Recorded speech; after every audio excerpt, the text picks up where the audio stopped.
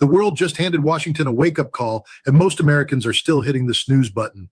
Right now, as you read this, tankers loaded with Canadian crude oil are sailing west across the Pacific, bypassing American refineries entirely, heading straight for Chinese ports. Think about that for a second. The country that shares the longest undefended border in human history with the United States, the country that for decades sent nearly every drop of its oil production south to American buyers, is now fueling the economic engine of America's most serious geopolitical rival. This is not a theory. This is not speculation. The numbers are already in, the ships are already moving, and the consequences are already being felt inside American energy markets. China has emerged as the top customer for Canadian oil shipped on the expanded Trans Mountain pipeline, as a U.S. trade war has shifted crude flows in the year since the pipeline started operating. And here is the part that should make every single American sit up straight in their chair. Washington helped make this happen. There is a particular kind of arrogance that empires carry right before they make catastrophic mistakes. It is the arrogance of assuming that proximity means loyalty, that dependency means submission, and that a neighbor's economy can be squeezed indefinitely without that neighbor finding another door to walk through. The Trump administration walked into this situation assuming Canada had no options. They were wrong, profoundly, consequentially, and perhaps irreversibly wrong. And the $34 billion Trans Mountain pipeline is the physical steel and concrete proof of just how wrong they were. Let me walk you through what actually happened here, because this story is not getting the attention it deserves in American media, and the American people deserve to understand what is unfolding on their northern border and what it means for their fuel prices, their energy security, and their standing in a rapidly shifting world. The Trans Mountain Pipeline is Canada's only east-west oil pipeline, carrying oil to the Pacific coast where it can be loaded onto tankers for export. The expansion, which began operations on May 1st, 2024, tripled the pipeline's capacity to 890,000 barrels per day and opened opportunities for Canadian oil along the U.S. West Coast and in Asian markets.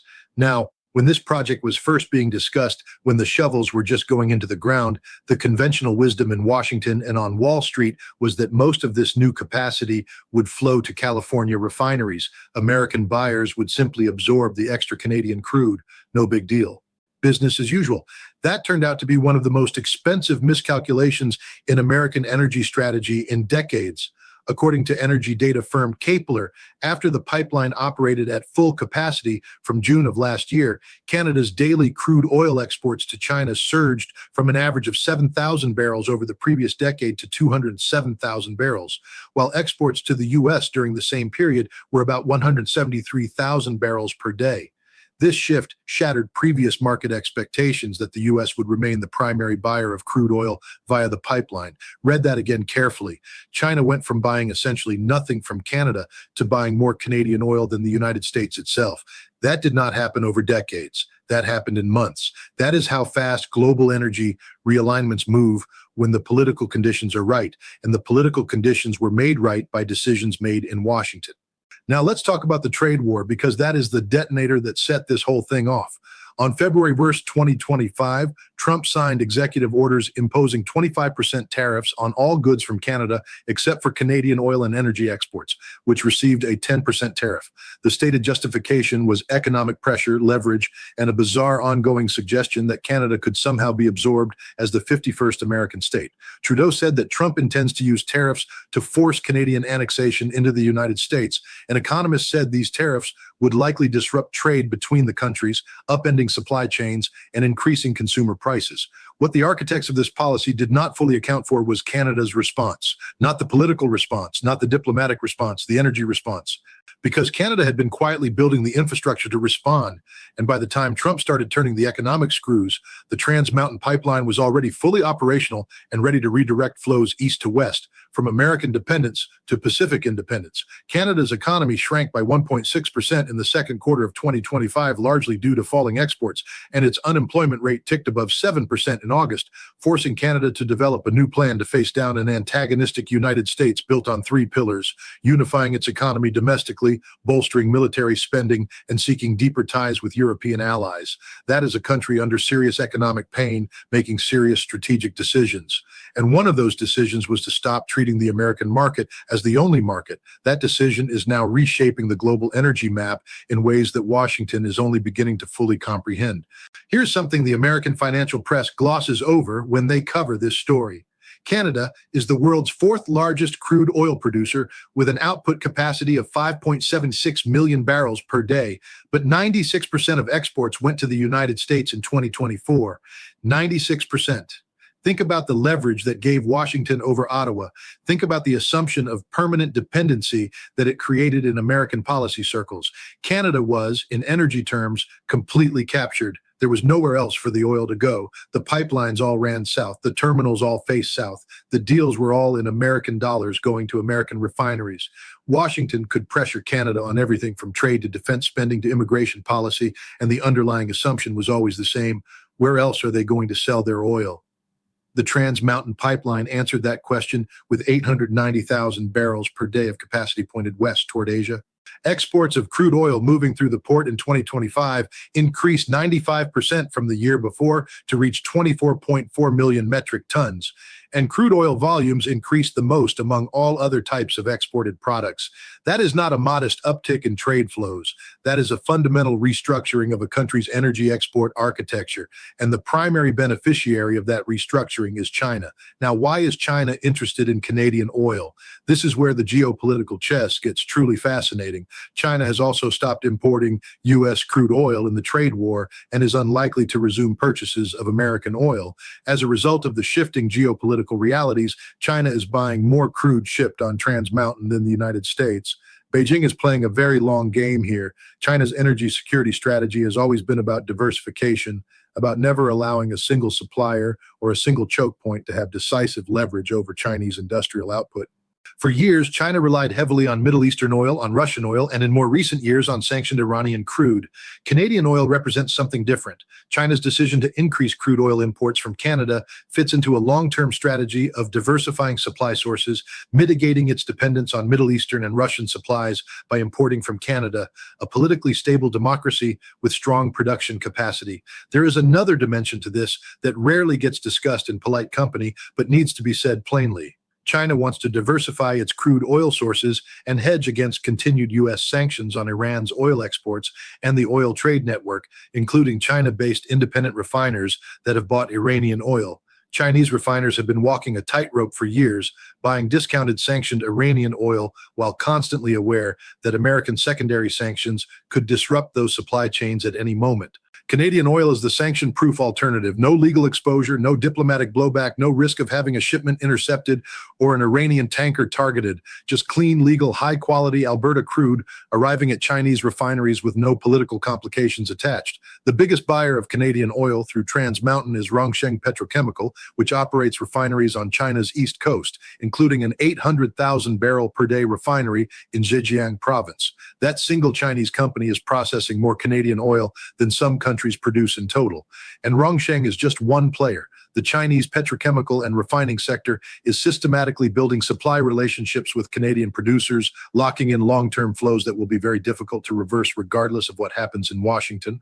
Now, let's talk about what this means for American consumers and American energy markets, because that is where this geopolitical story hits ordinary Americans in their wallets and in their daily lives. Rising exports to China have narrowed the pricing difference between Western Canadian Select and West Texas Intermediate benchmarks from an average of $15 per barrel to only $9.95 per barrel in June 2025, the lowest ever.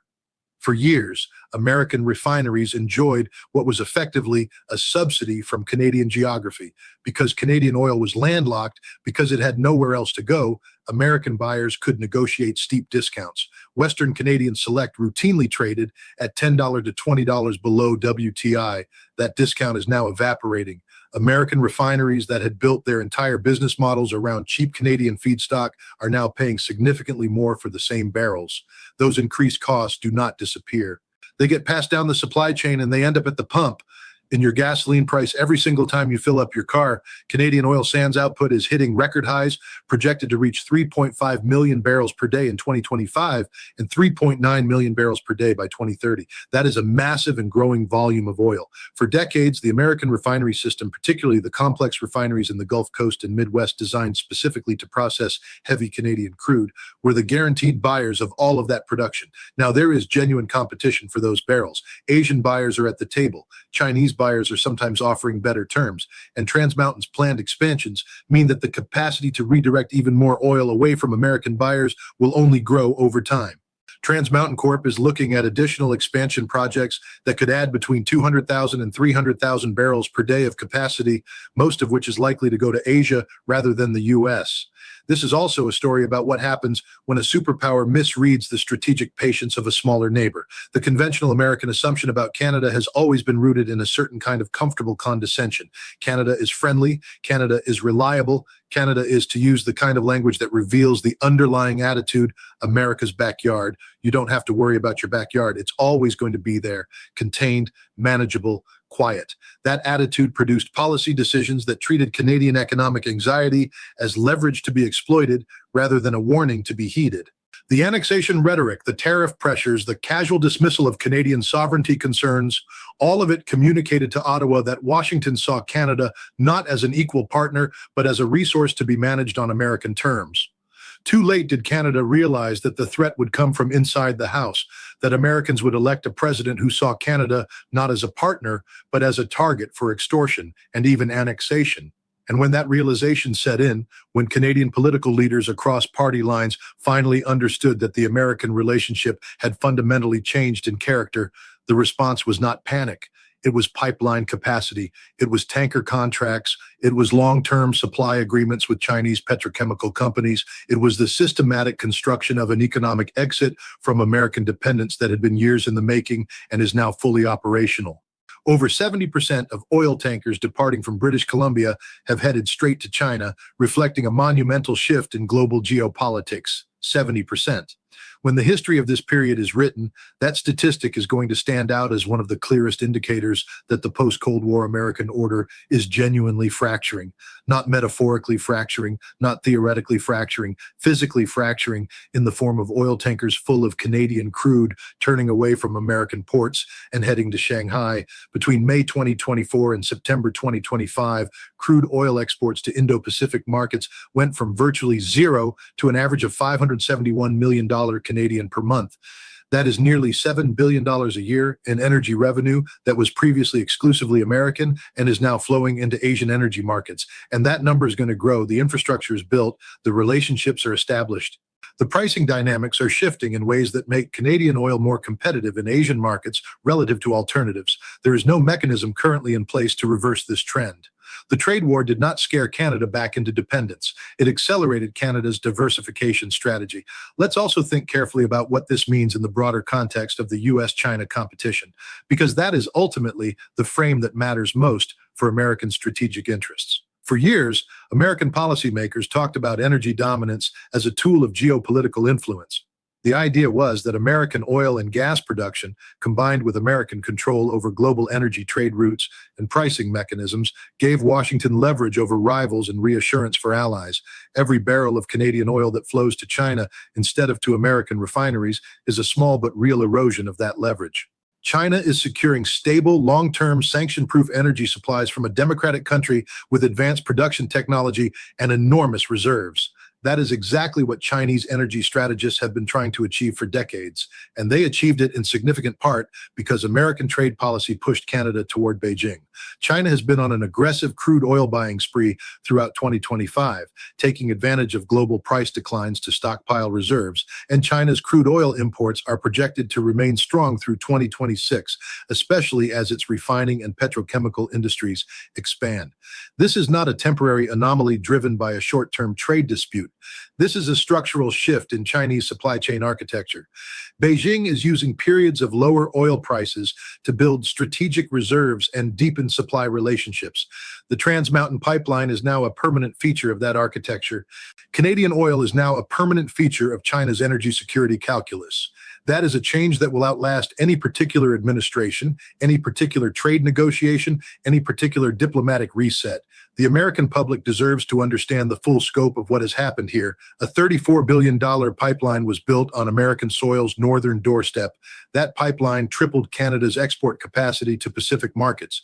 American trade policy drove Canada to use that capacity to supply China rather than the United States. The price discount that American refineries had enjoyed for decades on Canadian crude is disappearing. American consumers are paying more at the pump as a direct result. China's energy security position has been significantly strengthened, and Canada, for the first time in its modern economic history, has a credible exit from American energy dependence that it is actively and successfully exercising. New Baltic Exchange benchmarks now track Canadian crude shipments to Asia, underscoring the growing importance of this trade route, and Canada's oil boom positions it as a rising player in global energy geopolitics. When the Baltic Exchange, one of the oldest and most authoritative institutions in global shipping and commodities markets, creates new benchmarks specifically to track a trade route, that route has officially become a permanent structural feature of global commerce. That moment happened. The Canada to Asia crude oil trade is now benchmarked, indexed, and institutionally recognized as a major global trade flow. That is not reversible by a phone call between heads of state. That is not reversible by removing tariffs. That is years of infrastructure investment, market development, and relationship building that has now crossed the threshold from experiment to establishment. The lesson here is older than the American Republic itself, but Washington seems to need to learn it in every generation. Geography is not destiny when there is political will and capital to build infrastructure. Canada was not geographically positioned to send oil to Asia. The mountains were in the way, the ports were limited, the tanker capacity was insufficient, and then the political will formed. The capital was committed over years of painful construction delays and cost overruns that brought the price tag to $34 billion, and the geography was overcome. That is what happens when a nation decides its strategic interests require a particular capability. It builds the capability. And once it is built, the world does not go back to the way it was before. Every American who fills up their gas tank, every American refinery that depends on Canadian heavy crude, every American strategist thinking about the long-term competition with China needs to reckon honestly with what this pipeline represents. It represents the cost of treating allies as captured assets rather than genuine partners. It represents the power of infrastructure investment to reshape geopolitical alignments. It represents China's patient, methodical approach to energy security playing out successfully against a backdrop of American strategic impatience. And it represents a Canada that has, quietly and without firing a single shot, escaped the energy dependence that Washington had spent decades assuming was permanent. The tankers are loaded. They are already at sea. The oil is already flowing west, not south. And the question for Americans now is not whether this happened. The question is whether Washington is capable of learning the right lessons from why it happened and what it is going to cost the United States in the years ahead if the underlying attitudes that drove Canada into China's energy orbit are allowed to continue unchallenged and unchanged.